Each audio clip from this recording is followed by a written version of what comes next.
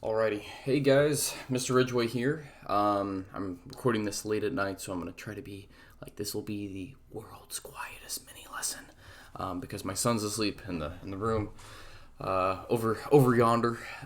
But we are here with finally the American Revolution, and we are gonna get it kicked off. We're gonna get it going, and lots of fun things. So. I'm excited about this one. This is one of my favorite mini lessons ever teach, just because there's so many good interconnections, the things we've talked about in the past. It's exciting stuff for me.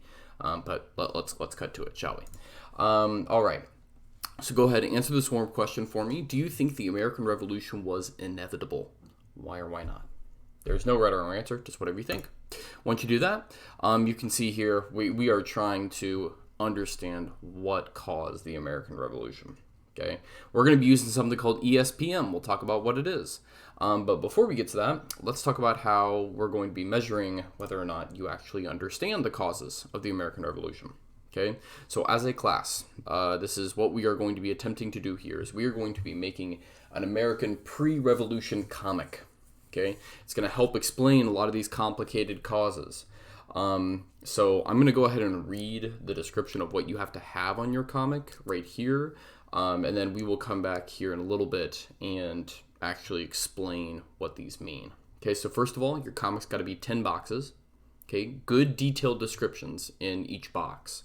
We'll talk about what that looks like, what a good detailed description is. You're going to label the boxes up in the top corner. You'll see this little box, and you're going to label it E, S, P, or M. Again, we'll talk about what that means. Especially keep a lookout where you can show cause and effect happening. That's going to be big for us here. So if you can, put that in the description, that's awesome. Each box also needs to be fully colored, with ideally no white space. We'll talk about what I mean by fully colored and white space and all that good stuff here in just a second. Okay.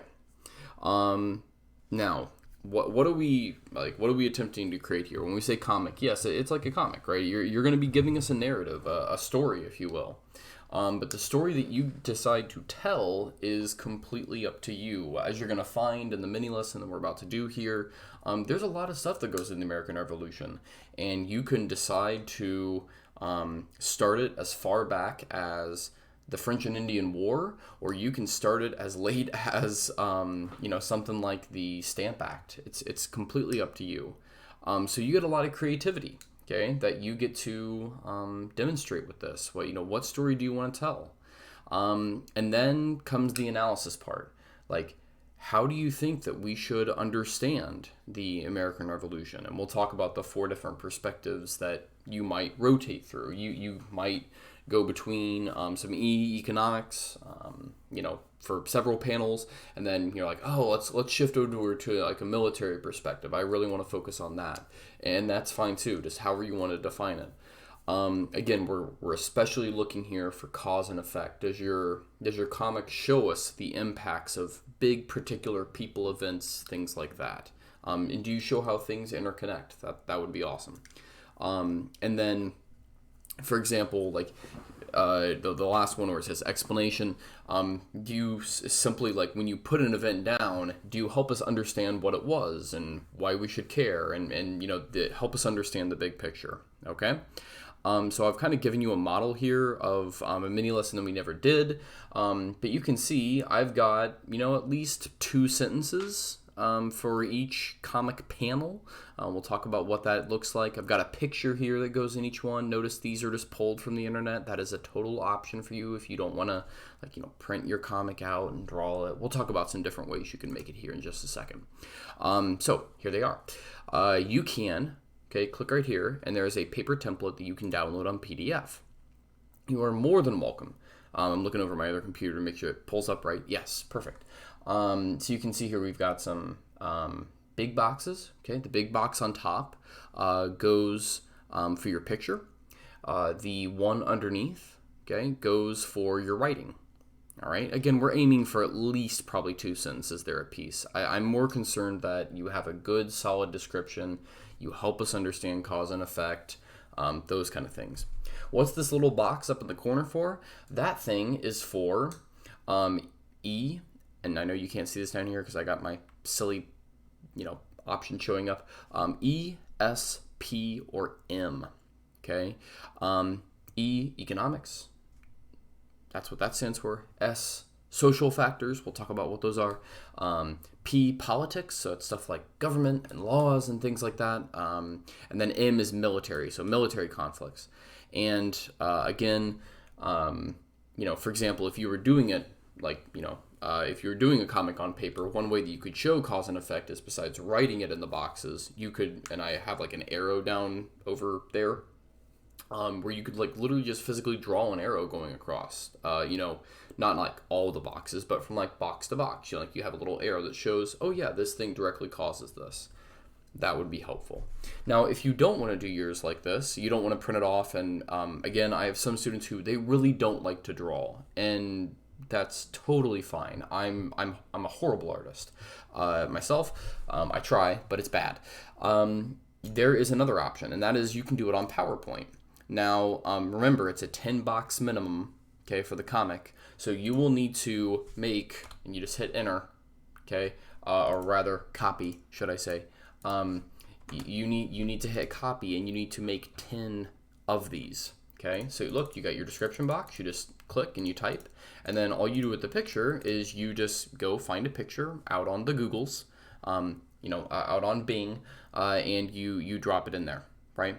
And that's your picture. Now, there is a bit of a trade-off with this, and that is if you want to do your pictures online, because this takes you a little bit less time, again, totally understandable because you can't draw. Just make sure that your descriptions are really, really good, because that's the only thing that you have to kind of back up your skill, right? Because you're not drawing your own pictures, you can't rely upon that to assist you in any way in helping us understand.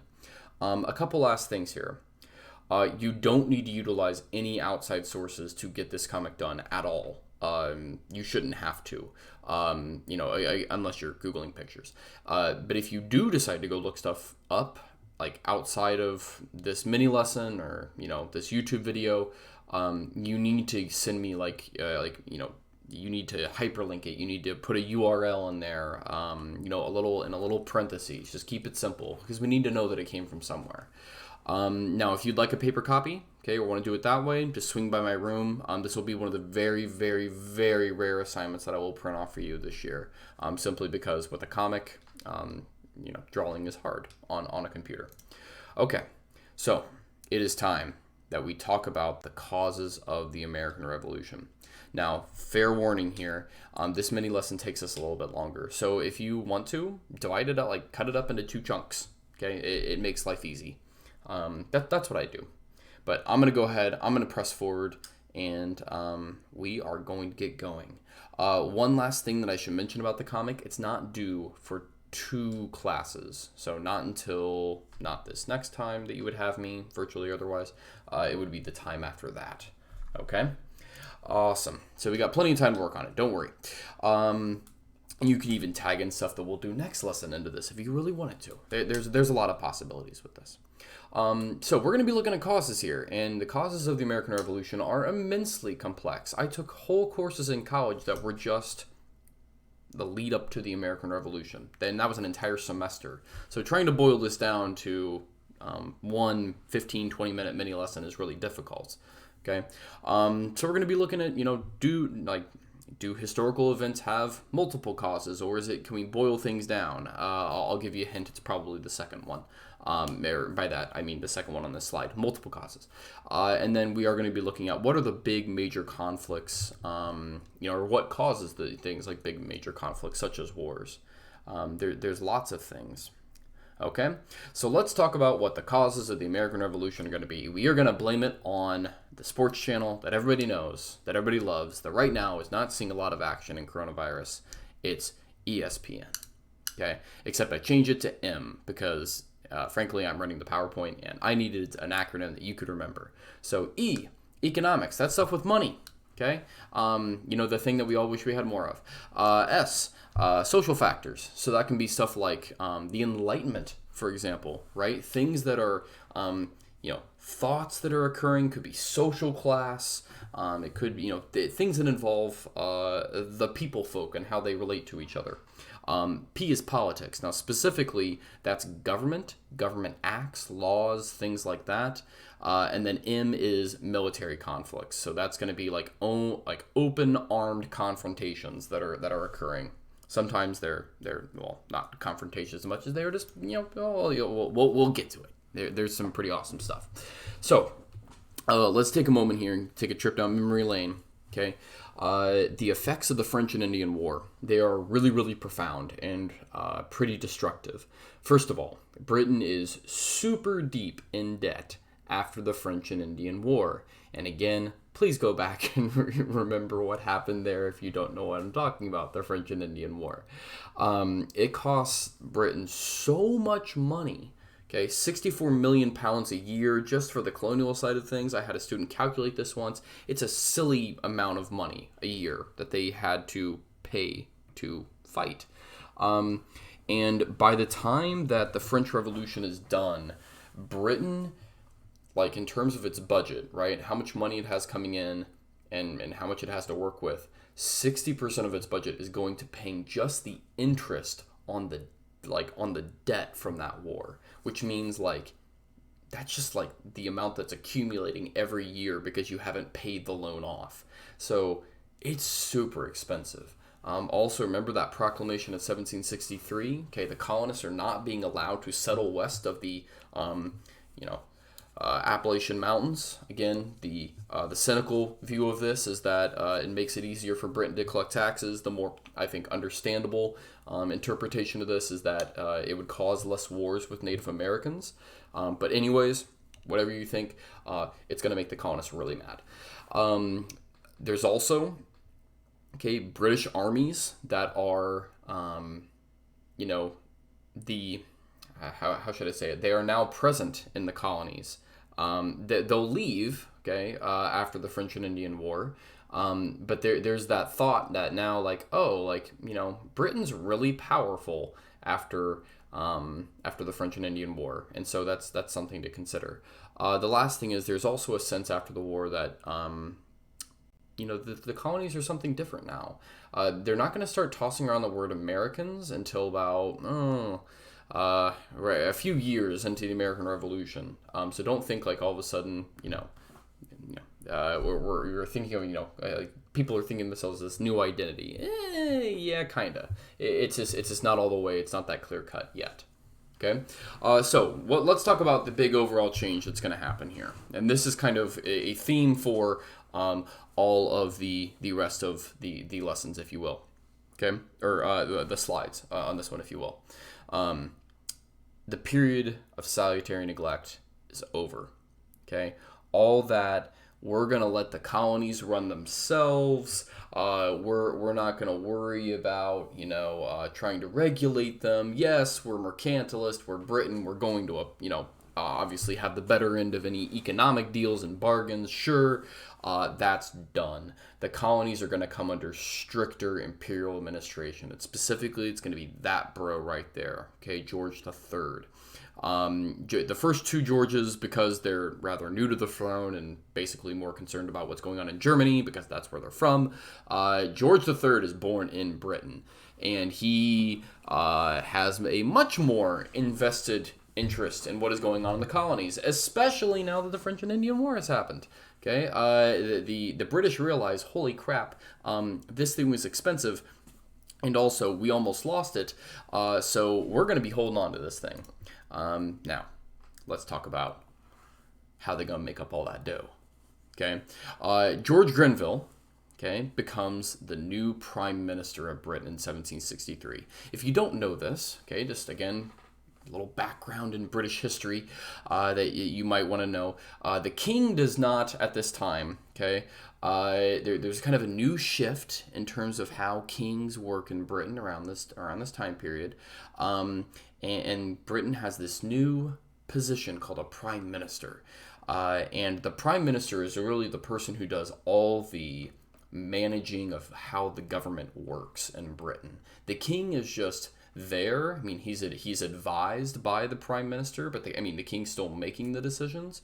But it's really the prime minister who is in charge of running things like taxes and stuff like that. The king will, sign off on it, and obviously it's still under his, direction.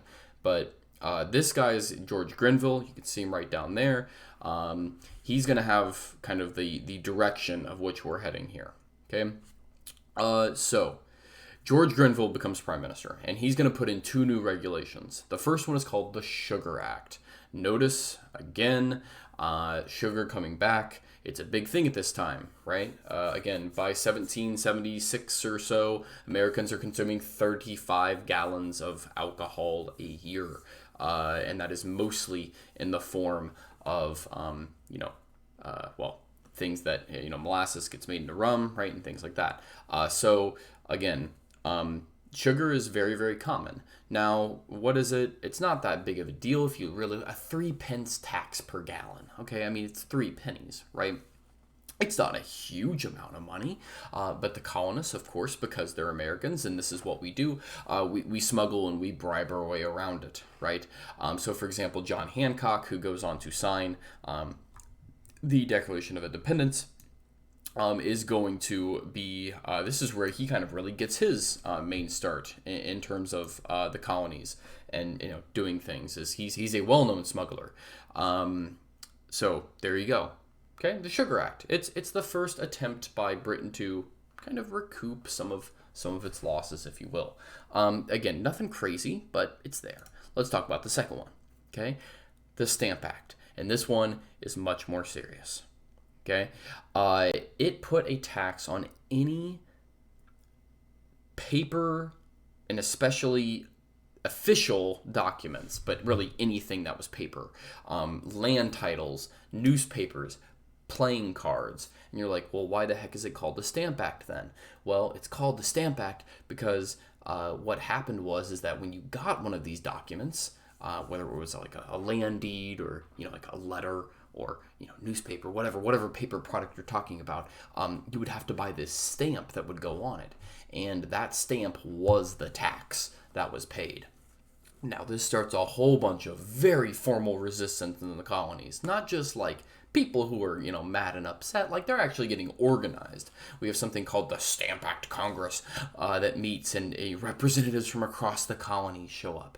But also, and I think this is important to note too, is that Americans aren't just, formally being resistant, we're also being informally resistant, doing what Americans do best when you combine us in large numbers, especially young males, with alcohol. And so, for example, they're mobbing, British tax collectors and other royal officials. We start to hear groups meeting called like the Sons of Liberty, and what they start to do is they have these big public meetings. They'll all come out and they'll call for things like boycotts, or they'll burn effigies, which is a doll of a tax collector, and they'll set it on fire, right, or hang it from what becomes known as the Liberty Tree in Boston and other places.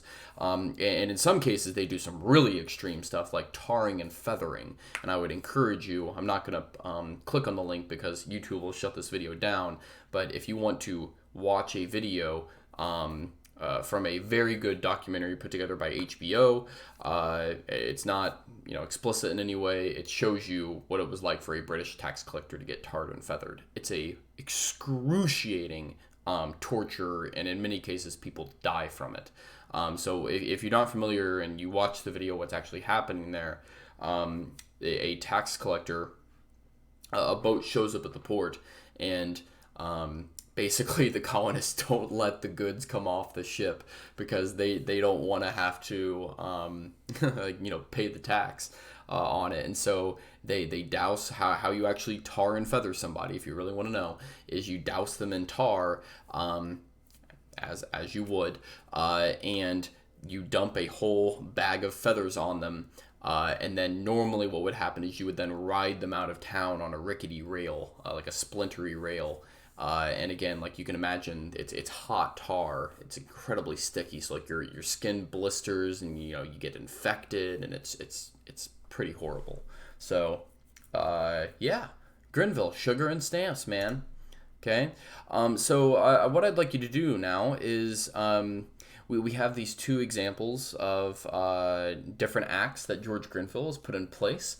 And I'd like you to come up with a modern day version of what we would tax if we had like a sugar and stamp act for the modern day world. Okay, what would we tax? Just put the answer here on Pear Deck.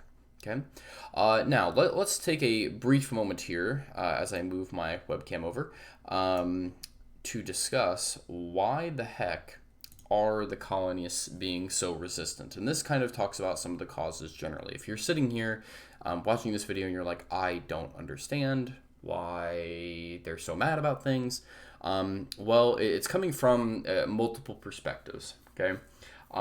So a combination of PEEP, if you will, okay? Philosophical. Let's talk about some philosophical disagreements, okay? This, for example, like in philosophy, this deals with ideas. You know, the idea that all of this end of salutary neglect, okay, the king, you know, seeming to take back control of the colonies is endangering liberty. And all that stuff we talked about last class with the Enlightenment, you could tie that in there. You could tie the Great Awakening in there. You know, the power, there is something to be said for the power of ideas, right? But let's talk about economics. Can't leave out the money thing.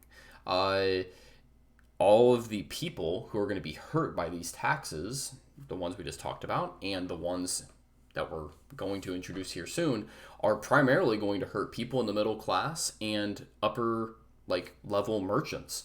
And again, remember, just generally with all of these taxes, there's no representation for the colonies in Parliament. And this is why the colonists are really, really upset by this. And you hear like, you know, no taxation without representation, right? Americans were okay with taxes as long as they were internally put on by those colonial assemblies we talked about earlier, but not ones from Britain where they have no representation. Again, the other E here is excitement. Do not doubt the power and the captivating attention that can be had of rebellion, especially when you put lots of young men who are very frustrated with alcohol. Enough said on that point. And then P, the last one, political.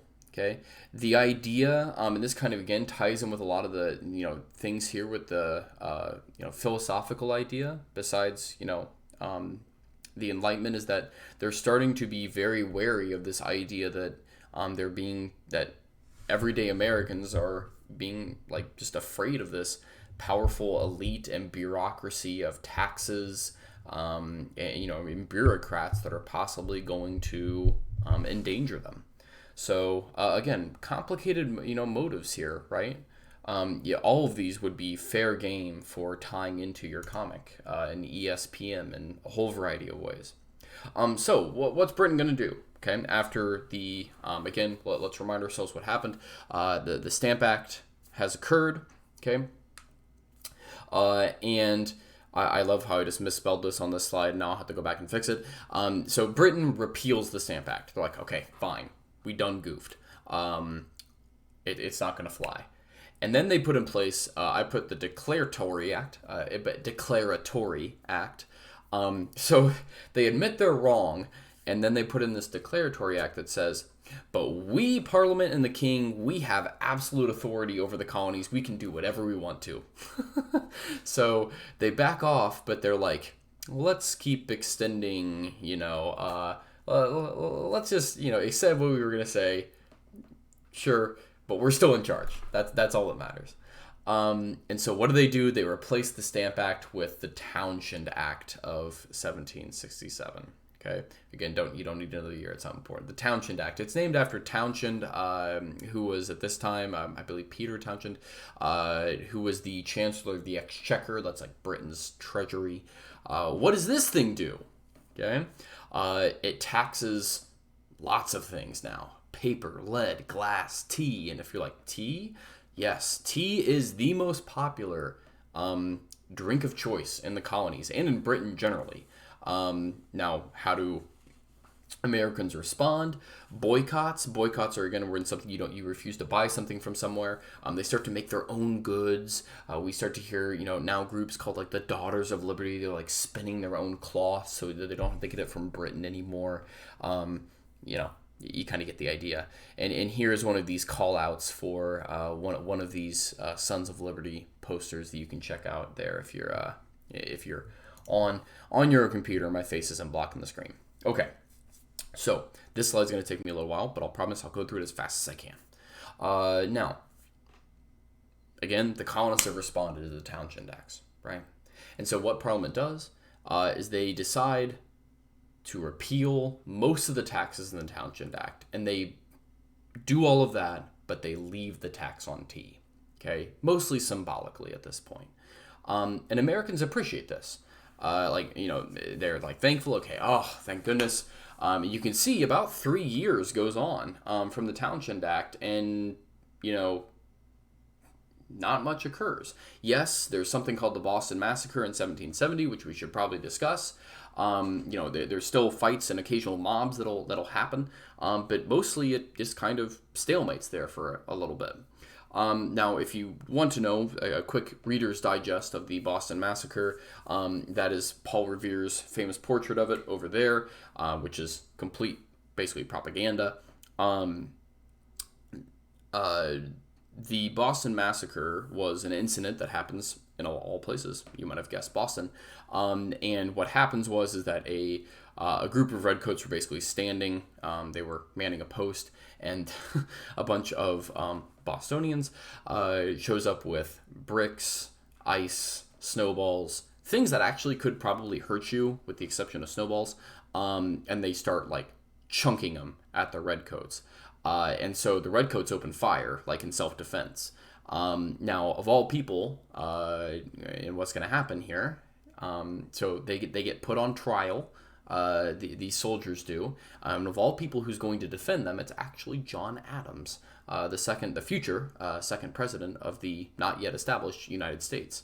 And he actually successfully gets them exonerated. They're found to be not guilty of murder or anything. They were, within their right to defend themselves. So this also kind of is something that helps kind of actually cool things down, which is a weird way to say that, because it proves to Britain that the colonies can be fair to, the British soldiers.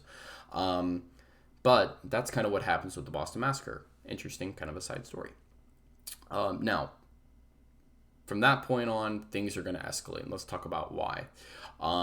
Parliament is going to pass something called the Tea Act of 1773. Now, the reasons why they do that, again, there's still already a tax on tea.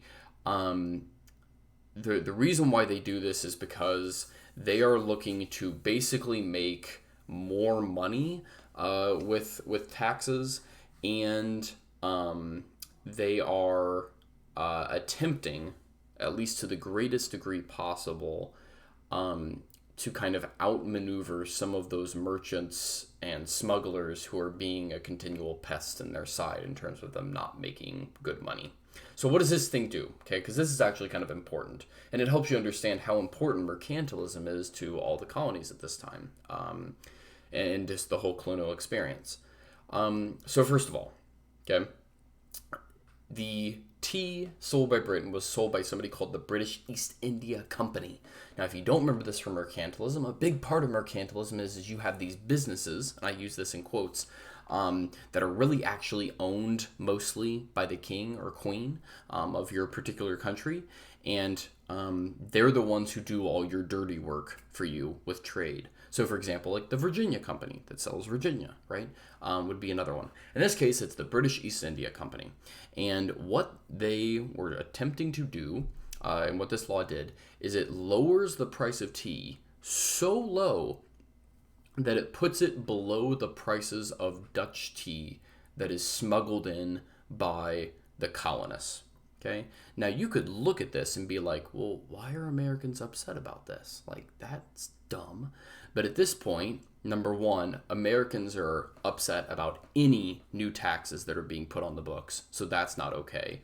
Second, it has to also deal with the merchants, because what happens as part of this act is that normally, like, when a ship would show up into port, it shows up into port, and then they drop it off these big, like, merchant warehouses, right? And then the merchants then take that. Again, these are colonials, and they would then send it out to all the individual stores who would actually sell the things, right? Well, this cuts them completely out of that, the merchants, meaning, cuts them out of that process. They go directly to the shopkeepers, the British do from this point. And again, remember, these merchants are the real money power in the colonies, and tea is the most popular drink of Americans. And so this causes a firestorm. Specifically, it's going to cause something called the Boston Tea Party. So if you click here, you can watch it. It's interesting. Check it out. And let's end off here with our last slide. Okay. So go watch that video. You'll understand what the Boston Tea Party is. It's a disaster.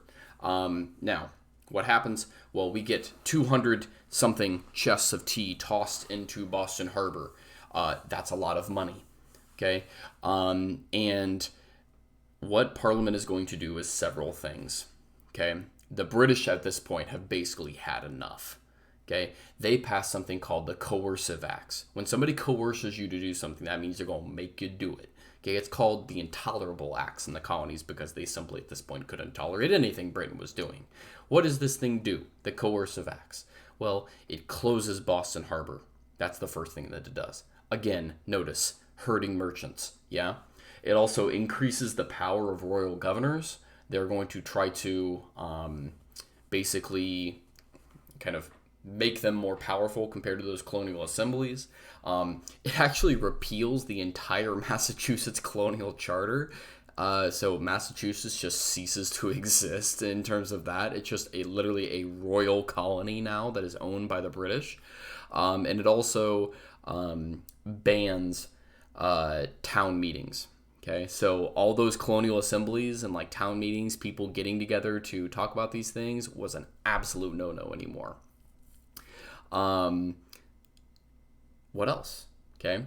Again, that's just the coercive acts. There's also some other things that are inside the coercive act, which is interesting and also helps you understand why this makes Americans so upset. There's something called the Quartering Act, and what this is Americans had to house British soldiers inside their homes. Now, this makes Americans so mad, by the way, that there are, as you're going to find out, later provisions going to be put into the Declaration of Independence and the Constitution that explicitly say that this cannot be done by the U.S. government. It's called the Quartering Act. And when you give somebody quarter, that means like you house them, right? Justice Act. What is this thing? You don't need to know it. It's just kind of an interesting aside. It means that if you get... like you commit a crime, right, that is especially against somebody like that is like like the royal governor or like British property or something like that, you're not going to be tried in America by your peers. You're going to be shipped back to Britain and tried there. And so that like also infuriates the colonists because they're like, well, you're clearly never going to get a fair trial. Like, it's just a sham. I think though the most fun of the coercive acts is one that actually was not part of the coercive acts, but it's also passed at the same time, called the Quebec Act. Now, what the heck is Quebec? Well, remember, Britain now owns Quebec because of the French and Indian War, and what it allowed, it was just a statement. It wasn't anything more than that. It said that Catholics could freely worship in Canada. And if you want to know one thing that scared Protestant Americans more than anything else, it was the idea that Catholics could worship freely. And there it starts all this speculation and madhousing. Like it starts something where Americans, and this is a legitimate rumor they believe is true, that the Pope is going to come over and is going to take over the colonies. It was so real they called it the Popish plot. Again, the Pope is the guy who wears like the funny hat, right? And is like always super old. So yeah, Americans being paranoid about things hasn't really changed over time. But again, notice it's just the British have had enough. And if they can, extend the metaphorical middle finger a little bit higher to Americans here by doing stuff like the Quartering Act or the Quebec Act, all the better, right? What I'd like you to see is a dramatization of the fact that the British have had enough here, and I'd like you to watch this clip from Hamilton. It's called "You'll Be Back." It's by Hamilton. It's amazing. So check that out, and that is it for this lesson. Again, I hope this was helpful in terms of you understanding the causes of the American Revolution. Again, looking back through these events, you could pick E, S, P, or M. Okay, for any of these things. They could be multiple. In some cases, you're going to have to pick one letter and kind of maybe go with it. You don't have to do every single one of these events. Again, completely up to you. Okay, you could skip some. You could start, you could skip the Boston Tea Party if you really don't want to focus on that.